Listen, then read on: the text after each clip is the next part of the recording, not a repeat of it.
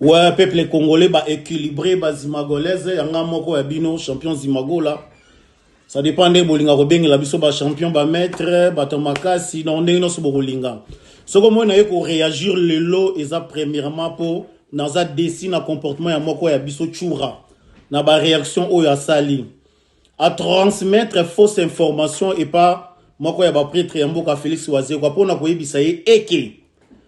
Le genre de la musique congolaise Koffi Olomide abengaki Mike Niema po atonga ye. Tozonga pena batu, to raisonner pena très très bien. Bana mai. Na analyser information en quatre volets. Premièrement, Mike Niema alobi eza fausse information. Donne-moi le preuve, je te donne la justice.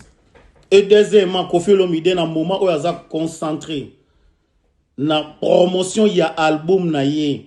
Azan na temps où il y a ba distraction wana te. Pe boyebi déjà gata bolobi à répondre binote wana munyo soye bien. Troisièmement la livre grand prêtre aussi Félix Oise quoi et pas ya papi mboma alobi boye Félix Oise quoi alobi ndenge azawana babenga ki na maître chura po ba ibseke ya yokaki Koffi bazotonga ye na Mike Niema bazo sekaye po na ba passeport. Or c'est le même Félix Oise comme t'as sabiso que Koffi mutu a bloqué a compliqué po na ba passeport na ye na ambassade. Alors est-ce que cette période où tu as utilisé pour un peu déstabiliser le quadre dans le moment où tu as préparé sa promotion album na ye to boulé na zongi suko epa na yo mwana mai chura maître azara songi te surtout biso na changu jamais tozala ba songi ba changu to ba direct ba guerrier to banga eloko te.